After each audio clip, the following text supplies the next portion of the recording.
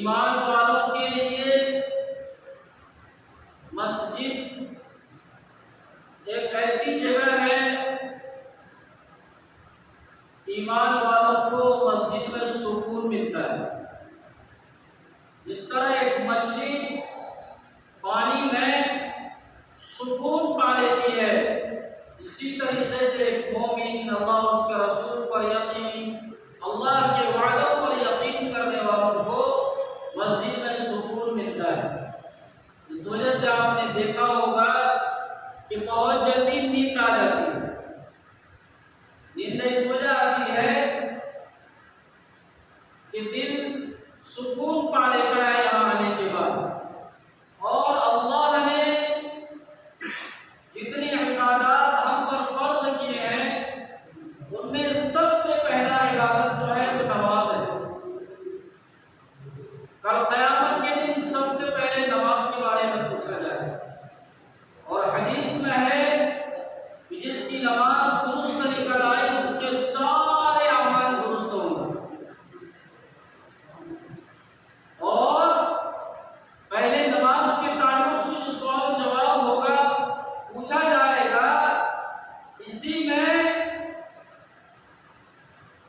ईमान वाले का पता लग जाएगा कि इसने दुनिया में क्या किया है।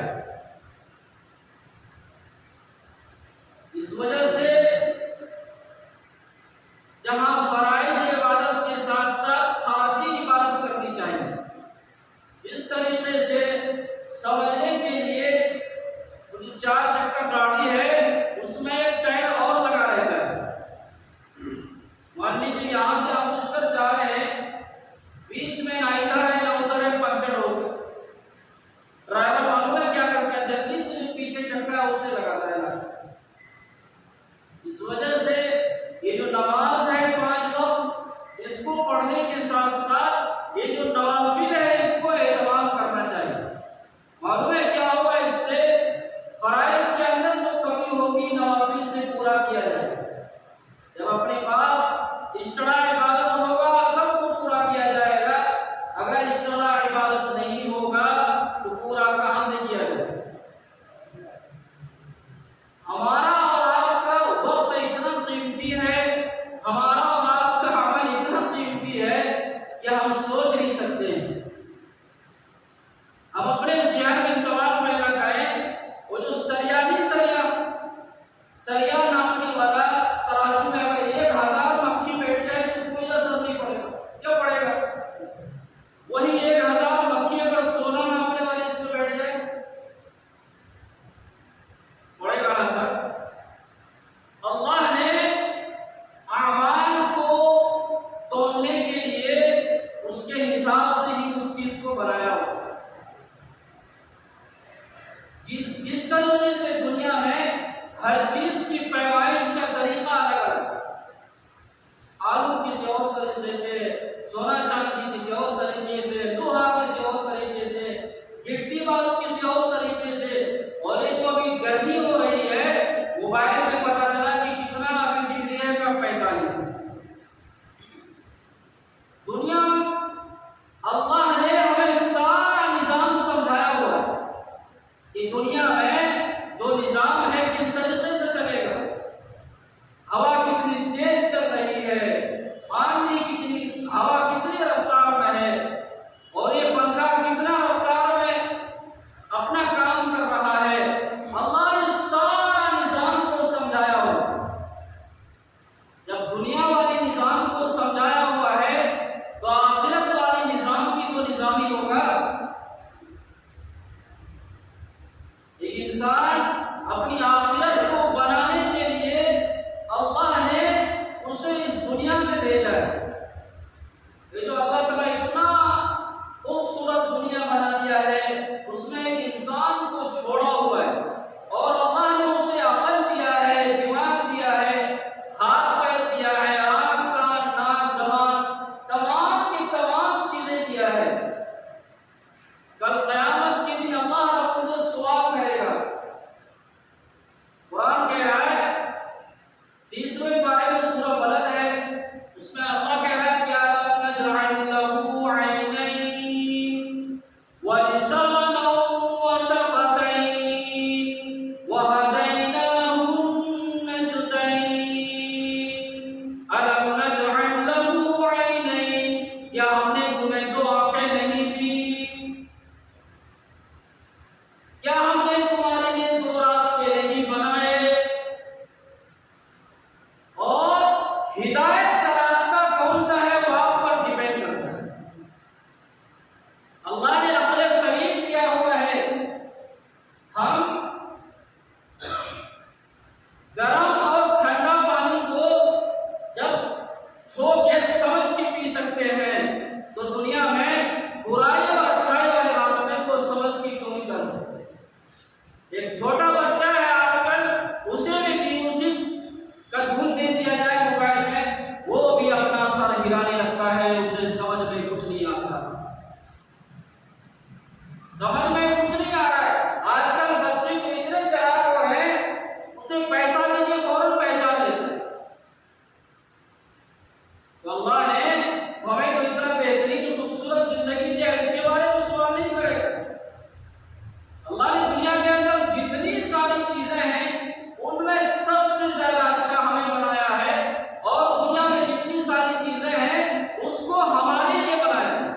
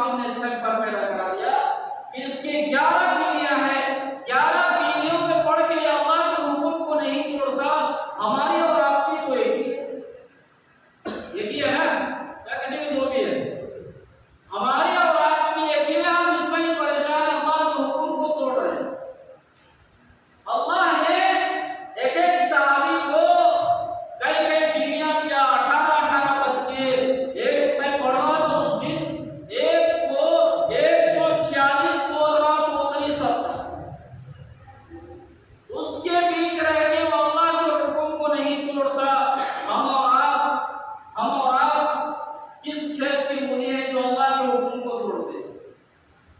अल्लाह ने नबी अकरम सल्लल्लाहु अलैहि वसल्लम के जरिए सारी चीजों को समझाया हुआ है, नहीं समझाया हुआ है। उनका भी कारोबार है, उनका भी सब है, उन तमाम चीजों में रह के वो अल्लाह के हुक्म को पूरा करते हैं। और हम और आप, एक बीवी, 4-5 बच्चे, एक तो माँ बाप, उसके खर्चे उठा के अगर हम अल्लाह के हुक्म को छोड़ करके उठाएंगे तो हम और आप समझ सकते हैं कि अल्लाह ने इसी के बारे में कुरान में कह रहा है कि इन्नमा अमवालुकुम व औलादुकुम फितना, माल और औलाद फितना है। आगे शर्त लगाया कि वो उनके लिए है जो इन चीजों में पड़ के आखिरत को भूल जाए, आखिरत को भूल जाए। इन चीजों में पड़ के उनके लिए है कि इनके इंतजाम के लिए करने में आखिरत बड़ी चीज को भूल बैठे। तो मेरे भाई, कितनी शर्म वाली बात है कि हम अल्लाह के हुक्म को दुनिया कमाने के चक्कर में अल्लाह के हुक्म को तोड़। साहबा किराम रिज़वानुल्लाहि अलैहिम अजमईन अल्लाह के हुक्म को पूरा करने के लिए लब्बैक कहते थे, सिर्फ बोलने की जरूरत पड़ती थी। हम जब अल्लाह के हुक्म को पूरा करेंगे, 100% पूरा करेंगे तो अल्लाह रास्ता खोलते रहेगा। हमारा और आपका हिसाब उल्टा है। हम सोचते हैं कि हमारा पहले काम बन जाए, फिर बाद में और काम करें। देखिए, हम कुछ नहीं करें तो कम से कम जो 5 वक्त नमाज है उसको तो हमें पढ़ना पड़ेगी, चाहे समझ में आए ना आए, चाहे अपने को फुर्सत मिले ना मिले, फुर्सत निकालना है। इंसान चाहे तो पढ़ सकता है, क्योंकि फजर तो हमारी घर में ही रहती, घर में ही होते हैं। कौन फजर में काम में जाता है? ईशा हम घर में ही रहते, मगरिब में तकरीबन आ ही जाता है, ज़ोहर असर। आदमी, हम और आप, अगर हम चाहेंगे तो सब चीज हो सकता है। इसी वजह से हज़रत अबू बकर सिद्दीक़ रज़ियल्लाहु अन्हु कहते हैं, ताइर ला होती, उस रिस्क से मौत अच्छी जिस रिस्क से आती है परवाज़ में कोताही। माने अल्लाह के हुक्म में अगर कोताही आ रहा है, उससे बढ़िया तो मर ही जाओ। साहबा किराम, हज़रत अबू बकर का वाक़या है कि इतने बड़े सहाबी, दुनिया में नबी के बाद सबसे अफजल आदमी, वो कह रहे हैं काश कि हम किसी दरख्त का पत्ता हो जाता तो कोई बकरी उकरी खा लेता, अपना हिसाब किताब नहीं होता। वो ये कहते हैं कि काश हम चरित परिन हो जाते, वो ये कहते हैं कि काश कोई घास भूस हो जाते तो कोई काफी लेता तो अपने को पता ही नहीं चलता, हिसाब किताब नहीं देना पड़ता। और हजरत उमर रज़ियल्लाहु अन्हु कहते हैं, ये लोग इतने नेक लोग, वो ये कहते हैं कि मैं सिर्फ इतना चाहता हूं कि अल्लाह के पास मेरा तराजू बराबर हो जाए, बस इसमें ही हम खुश हैं, बराबर हो जाए। हम और आप नबी के हुक्म को तोड़कर, अल्लाह के फरमान को तोड़कर, ना जाने क्या क्या कर करके ऐसे आराम से रोटी खाते हैं, आराम से सोते हैं, आराम से चाय पीते हैं, आराम से रिश्ते में जाते हैं, आराम से घूमते हैं, कोई समझ में नहीं आता। दिल में कान में जू तक नहीं रहता कि हमने किस हुक्म को तोड़ा हुआ है, हम किस गुनाह को सर पे लिए हुए घूम रहे। मेरे भाई, ये कोई हवाई बातें नहीं है। बेनमाजी से ये जमीन भी पनाह मांगती है, जमीन भी पनाह मांगती है। हजरत उमर के दौर का वाक़या कितना बार सुनाया हो। उसके जमाने में बुरिया का तेल जमीन पर गिर जाता है और वो बुरिया हजरत उमर रज़ियल्लाहु अन्हु के पास शिकायत लेके जाती है। कहा कि उमर, तुम्हारे दौर हुकूमत में जमीन ने मेरे तेल को चूस लिया। क्या हुआ? जमीन के तेल को चूस लिया। हजरत उमर रज़ियल्लाहु अन्हु ने चिट्ठी लिखा, लिखने के बाद दिया भी जाओ वही तरफ मेरा जहाँ पे तेल गिरा। बुढ़िया चिट्ठी लेके वापस वहीं पे जहाँ पे तेल गिरा रख दिया। देखते हैं क्या कि जमीन ने फौरन तेल को उबलना शुरू कर। लोगों ने देखा कि उस पुर्जे पे क्या लिखा हुआ है,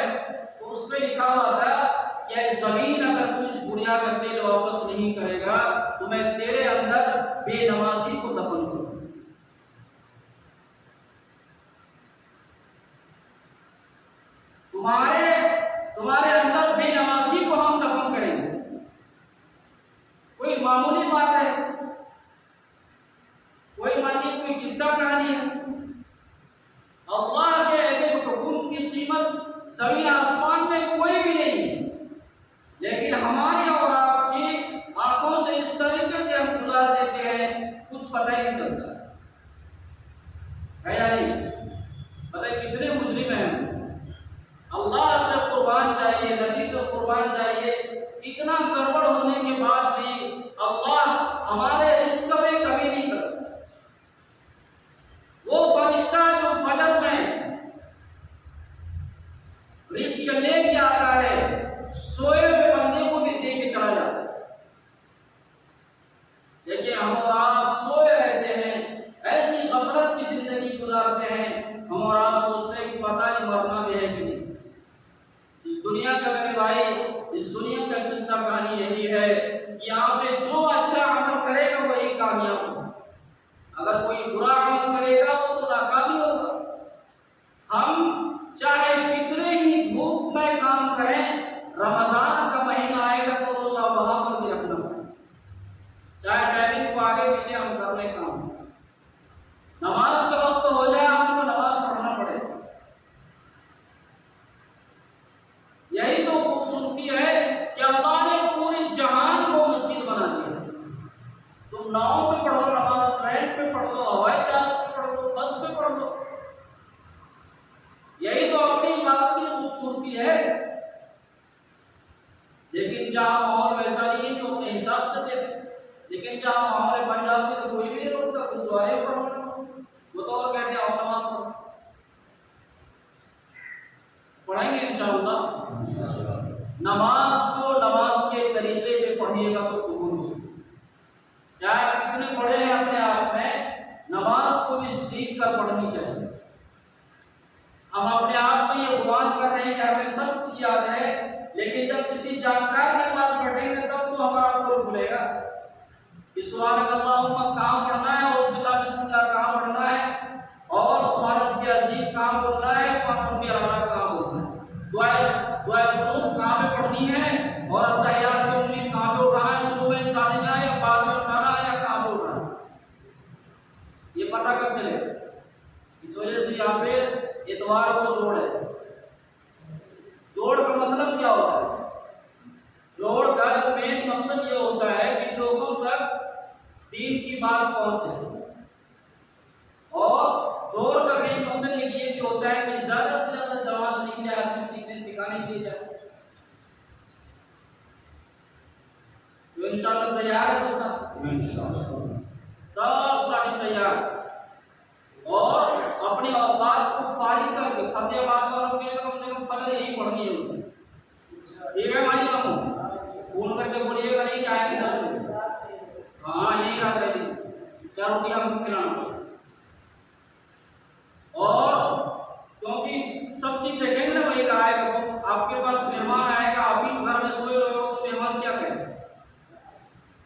मेहमान का इज्जत करना सब पर आएगा, पता है। इस वजह से और भी बहुत सारे साथी आएंगे जिस तक बात नहीं पहुंची वो अपनी बात पहुंचाए। बिल्कुल आए सारे साथी, कुछ आप सुनाए कुछ हम सुनाएंगे। दीन की बातें सुनना सुनाना नफे से खाली नहीं है, और अपने वक्त को फारिग करके आए और अपने टाइमिंग को डिसाइड करके आए। कम से कम आदमी चिल्ला तो लगा ले, कम से कम अपनी नमाज को तो दुरुस्त कर ले, बाकी कुछ मत कीजिए। जो हम जिस चीज को हम अल्लाह के पास लेके जाएंगे कम से कम यही हमारा सही हो जाए, हमारा कम से कम 4-5 सूरत 8 सूरत सही हो जाए, तो बिल्कुल हम क्या पढ़ रहे हैं अपने आप में तो समझ में आए। हम जो नमाज में पढ़ेंगे कम से कम ये कान सुनना चाहिए, कान कि हम क्या बोल रहे हैं, ये नहीं कि बिन करके तो सजदा कर रहे हैं, तभी हमारी और आपकी नमाजें कबूल होंगी। और एक बात और है भाई, देखो सब चीज का तो इंतजाम तकरीबन हुआ है, बाकी उसके अलावा भी जो है कम से कम 4-5-6 हज़ार को खर्चा है। देखिए दाल चावल चीनी दूध पत्ती गैस ये सब कुछ सब हो गया। बाकी इसके अलावा भी जैसे टेंट वगैरह आएगा, थोड़ा बहुत का पानी है, चाय वाय का ये जो है उसका औकात देखिए तो आपको कुछ जैसे समझ में आता है। नमाज के बाद बैठ लीजिए, जैसा करना है कर।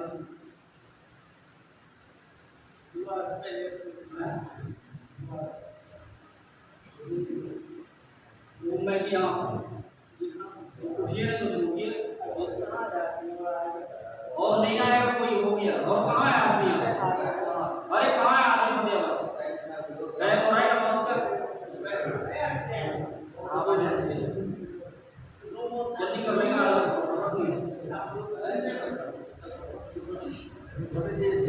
उठ जाओ मेरे भाई, उठ जाओ, जिससे तुम जहाँ से हो सके वक्त बना, किसी एक का काम नहीं है।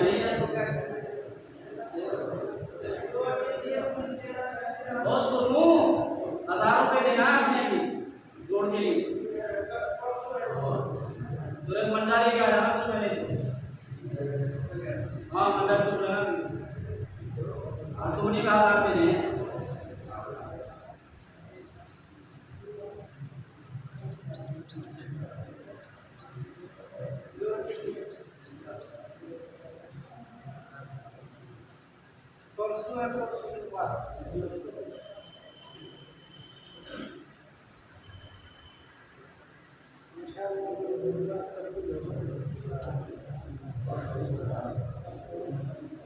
सुबह 500 रुपये निकालो, क्या निकालो?